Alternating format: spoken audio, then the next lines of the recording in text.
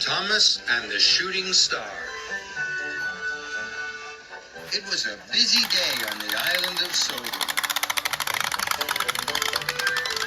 All the engines were working hard. They wanted to finish their work as quickly as possible. That night, a shooting star was going to flash across the sky. Anyone who saw it could make a wish. None of the engines had ever seen a shooting star before. As the sun started to set, the engines were watching the darkening sky. They were thinking about their wishes. I'm going to wish to be grander, huffed Gordon. I'm going to wish to be redder, snorted James. I'm going to wish to pull the mail forever and ever, peeped Percy happily. Thomas didn't know what to wish for. Never having to work with diesel again, he thought. Or never wearing my snowplow.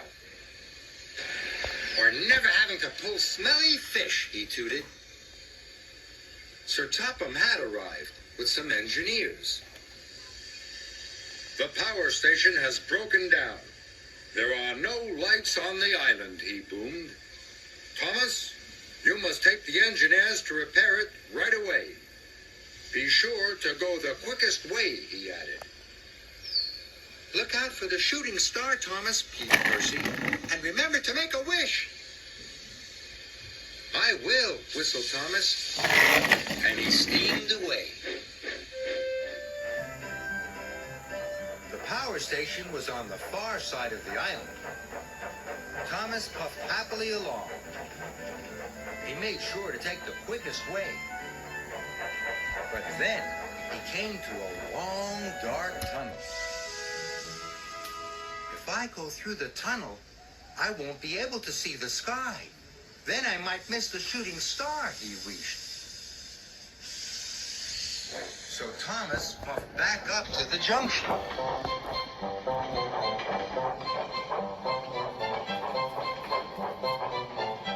And he took a different route. This isn't the fastest way, he chuffed. But if I puff hard enough, I'll be at the power station just as quickly. But Thomas wasn't at the power station just as quickly. He was at Henry's forest instead. The trees were tall, and the branches blocked out the sky. If I go through Henry's forest, he wished, I won't see the shooting star.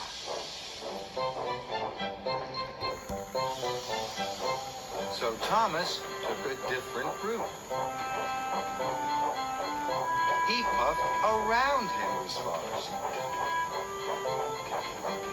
His journey was getting longer and longer. Thomas came to the cutting through Shen Valley. The track through the valley was the fastest way to the power station. But the valley was deep, and the cutting was very high. If I go through the cutting, I won't see the shooting star, he wished. So Thomas backed up and went another way. Thomas's journey was getting even longer, and it was even later. And with no electricity on the island, Sodor was darker than ever. At Titman's sheds, the engines were all still thinking about their wishes. All except Percy. He was worried about his friend. Thomas should be back by now, he peeped sadly. Where is he?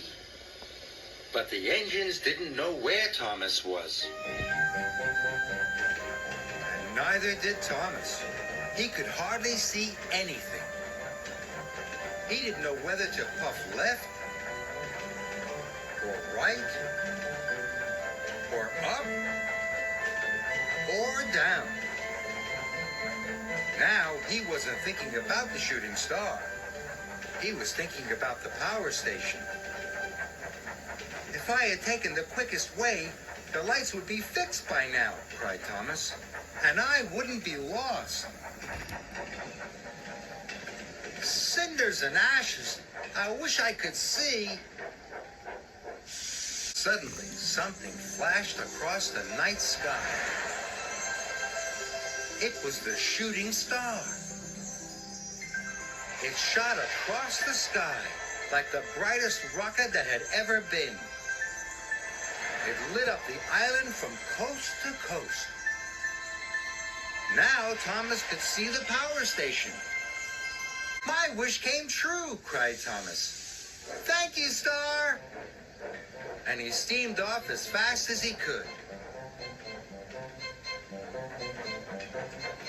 Thomas arrived at the power station.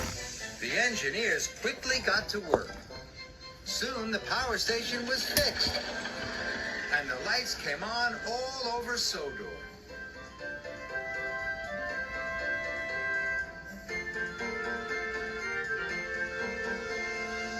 Thomas puffed happily home. He passed through brightly lit stations.